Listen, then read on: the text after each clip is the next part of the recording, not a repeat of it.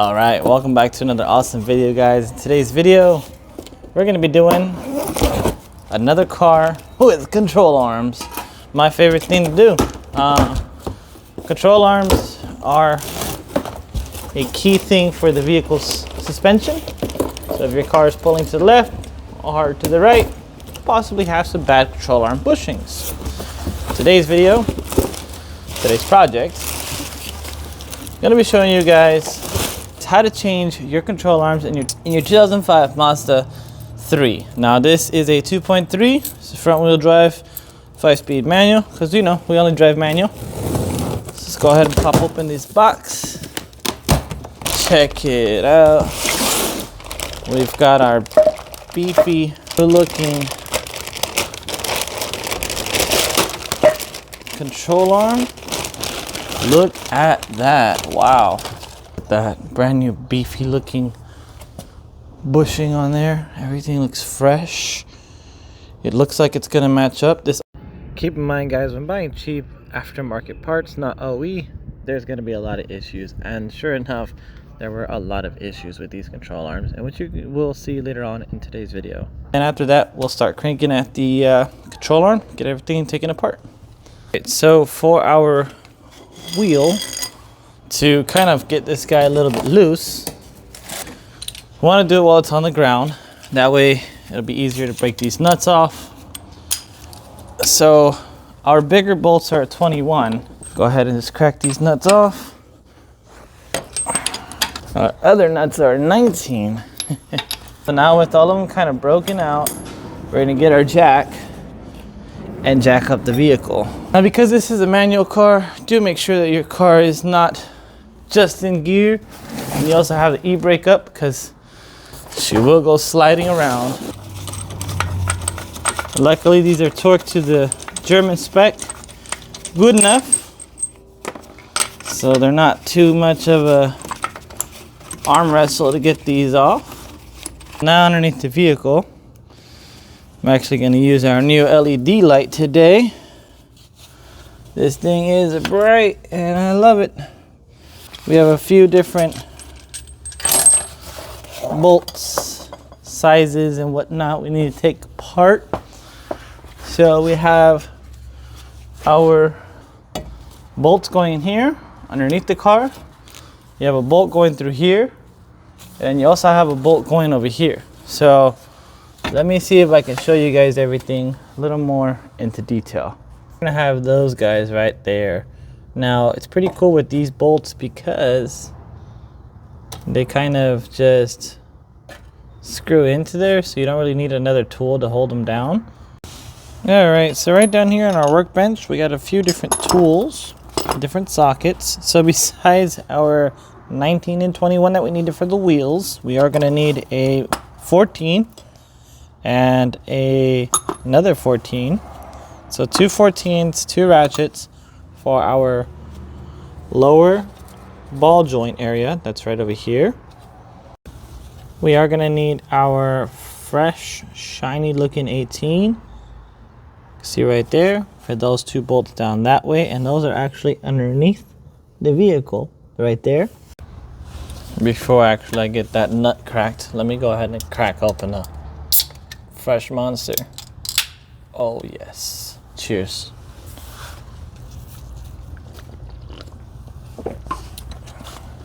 Here's this breaker bar. Kind of just get it a little loose. And I don't think there's any other screw on the other side. I think it's just straight into the body, or the subframe rather. But we'll find out right now when we keep spinning or not.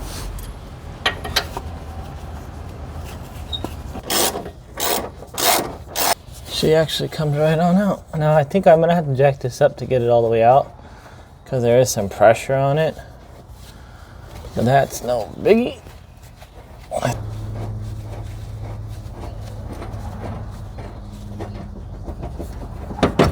Okay, just like that. I don't know if you guys seen it, but the arm did move down a little bit. There's a lot of pressure put on it once again.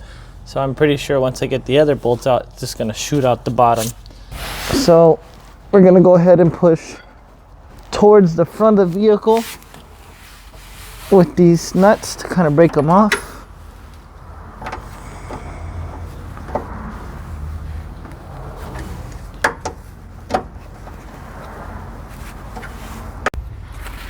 All right, just like that. We got both of our nuts out. And also I want to talk to you guys really quick. If you guys want to get you one of these lights, this is an exclusive Larry Chen photography light from Type S Auto Nights that we got. If you guys want to get it, I'm going to link it in the description. So copy one. I believe it's only like 150 bucks. But the cool thing about this one is also acts as a USB charger. So it not only is a really cool camera light slash filmer light, it also has this movable handle. You can kind of maneuver it however you would like. So that's pretty cool. I did do a full description about this one, guys. I'm not gonna do it here, but copy one of these beautiful lights. As you can see, I kind of just hung it right now into one of the parts of the car. So we have our light there. It's out of sight, out of mind. And it gives us a nice visual so we can see everything inside this wheel area. So I got the bigger ratchet kind of on the outside on the bolt itself. Now I'm gonna be breaking the bolt from the nut side instead of the actual bolt. And this is a little more easier because you have a stick and you have a nut, right? And it's easier to take the nut off of the stud than it is to take the stud out of the nut. I don't know. For me, it's a lot more easier, if that makes any sense for you guys. You can see right here, I do have the nut out already, which was actually pretty simple. But now, to get this stud out, well, actually, that slides out easy. Huh. That was a lot more easier than I expected it to be. All right, fascinating. Well, let's gather our nuts and our bolts so we don't lose anybody. So we have all of our beautiful hardware right over here. There you go. And then can't forget about that guy. There we go. So now let's get the jack underneath and jack it up just a little bit so we can relieve some pressure. And then bang out this control arm. Husky, send me another jack. Imagine that. Husky found the video and was like, yeah, you know what? We're gonna support this guy's channel. We're gonna get him some more tools and some more jacks and stuff. Cause you know, we only use Husky products for everything. But I'm a smaller YouTuber, guys. I highly doubt Husky would send me some stuff. Let's see here. Now we gotta figure out a good way how to bang this guy out of here.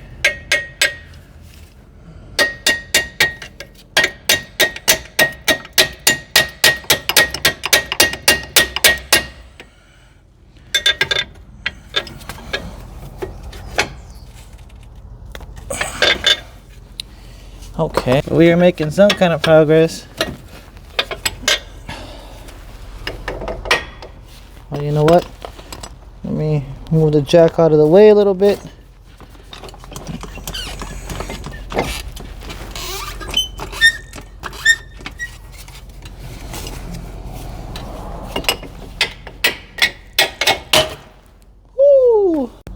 All right, so just as I was banging it down, honestly guys, this went super smooth. Kind of shook, but we do have our jack just a little bit on the rotor. Again, this is just gonna help you out. One more time, I'll show you guys kind of the flex here that we're dealing with. Hold on, let me not break the tripod here. Stand you guys up just a little bit. All right, so we have enough flex on our suspension. The idea is to kind of just compress this guy up a little bit to kind of just let us get enough pressure off of that control arm so we can carefully get it off. So we have our old control arm off. Let's do some inspection real quick. Check it out. This thing was, ooh, naughty This thing was busted. That sounds like the noise I was hearing. So, no more busted ball joint. Now we can put our balls together. Then I'm gonna do a speed run on the other side for you guys. Alright, so just a quick pause. If you guys are doing the right side too, you're gonna have this giant line in the way. No need to fear, just pull out a little tiny 19. See right there. And then I use the handlebar of the jack as a cheater bar to kind of break apart that high torque. I'm gonna need the 12 to remove this little protecting shield. So I got 1, 2, 3 in order to get this bolt out. Alright, so once you remove that 18 bolt, trial and error, trial and error, trial and error. The good thing about bushing, guys, is that they're rubber. They're meant to flex. They're meant to be a little more lenient with you, right? So the reason why I tell you this, because make sure you have a jack, and you can go two ways about this, right? You can go the long route, you can go the short route. The best route that I went with, when you are taking off this bolt right here, okay, I thought that this shield was in the way. No, if anything, you can leave the shield on there, it'll be more protecting. But we are jacking up the engine just very slightly. It's not going to damage anything. It's not going to blow up your block. If anything, we're jacking up right over here by the AC compressor. You can see we're right there.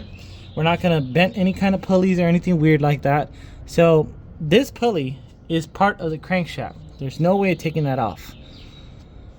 The only way to get this bolt out is either you drop the subframe, cut the bolt, or you jack up the engine just barely enough to kind of sneak that bolt out so it's not hitting this little piece right over here. So that's essentially how I did it, guys. And you can see on the right side, I didn't need to do it, but I needed it. So I might as well, since I'm here, get both sides done. Again, they were only $65 to take them to buy new ones. So you can see the screw right here. It's honestly not that badly chewed up. We used the 18, got in there with the small guy, jacked up the engine just a little bit. Now I can leave it jacked up so I can get the rest of everything else in there. But that was it. You can see the new and the old. It's pretty cool to see that side by side. You could definitely tell this one's a lot more notchier, a lot more stiffer. Actually, I can't even move this by hand. So it's gonna help out a lot with the steering. Enough of me yapping. Let's get this thing back together.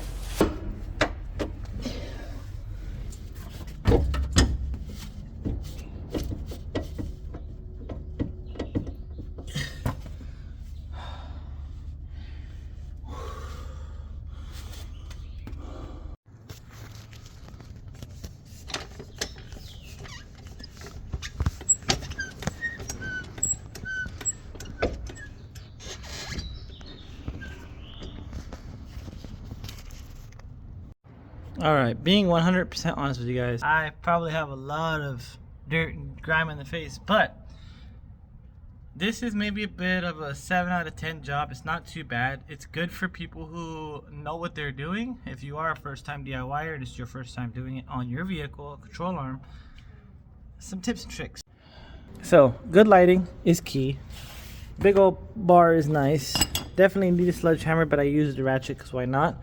So I like using this bar right here because in this car, those rear bolt areas, so this piece right over here, this is the piece I'm telling you guys about. And let me grab a little glove here. So this piece is very, very fragile. This is the one piece that I did not film getting in there. So as you can see right now, they line up pretty neat. But when you are putting your control arm in, these tend to kind of get bent. Now, it is very tricky. But as you guys see, I got this pulled in first. Then after that, I jacked this one up. And this guy right over here, I kind of, being honest with you guys, took everything apart again. So I took out that bolt, and then I got this one out. So I can straighten out the arm just enough. And I'll show you guys underneath the car what it looks like. Another reason why I kind of decided to go and fix the control arm, which was a much needed upgrade, was if you guys look at this, check this bushing out over here. This guy is not supposed to be wobbling like that. That is super spongy, and the fact that I can move it that easy is insane. And then going, of course, with this guy right here, this is not supposed to wobble around like that. So right there are those two studs. Now you need to, as you can see, I don't have them in all the way. I still have yet to tighten everything down, but the hole isn't even matching 100% down here. So I have it in just enough so it's enough threads so it doesn't come out, and I have everything loose so that way I can get this guy in, and I have enough wiggle room to get this guy in. This piece is honestly very scary because it could just snap off and then, you know, the control arm gets broken, but it's welded enough to kind of fit on there. But it's so fragile, such brittle metal, that I left it loose just so I can kind of bolt it up there. So that's essentially how I did it. That's essentially what's going on down here. If you guys have any questions, like, comment down below if it's a little unclear. But it's 218s, you pop them off. When you put it back on, you have to make sure on the floor that these holes are gonna line up and down, up and down. And then once you do that, I would say get this piece in first, match those up, then get this piece in, and then get that piece in, which is that one right there. But besides all that, honestly guys, it's not too bad of a job. It is just a few bolts, a few moving back and forth. A jack definitely does help getting this guy out of the way. You don't have to take out the tie rod, you don't have to take out your sway bar and link, you don't have to do anything like that. You just jack up the rotor just enough to kind of push away the whole assembly away from the vehicle so you can get the control arm in there without it touching the lower ball joint. And once that back piece is in there, then like I said, you can get to the other side, tighten it down so you know it's threaded in, and then get to this guy. So everything is loose. I'm going to tighten everything down to German specs, good enough. And yeah, honestly, it's not that bad, guys. Once again, tools that you will be needing. I do recommend getting a long flathead. Honestly, probably be better to bend everything to kind of match the holes underneath so you don't take everything off. But you're going to need a couple of 14s. You're going to need a 19, a 21 if you have different size lug nuts, a 19. I don't know if I said that, but you are going to need an 18 as well. And then just various different ratchets. Something that I did use since I don't have a flathead was this guy right here. It did help put that guy earlier, you guys seen, into place. So a fair bit amount of tools, a lot of hard work, but we did get the left side in there. I am going to get the right side done off camera. I'll put some music on and jam. So I hope you guys did enjoy this how-to today. This is, once again, is a 2005 Mazda 3 2.3. And this is the driver's side. This is the most hardest piece to match up. So get that one in first, then that one, and then that guy down there. So yeah, make sure to subscribe, all that fun stuff. If you guys haven't seen any of the other videos, my name is Penny. I go to car meets, car shows, anything car related, automotive related, I'm there. But as always, guys, stay safe and stay chill.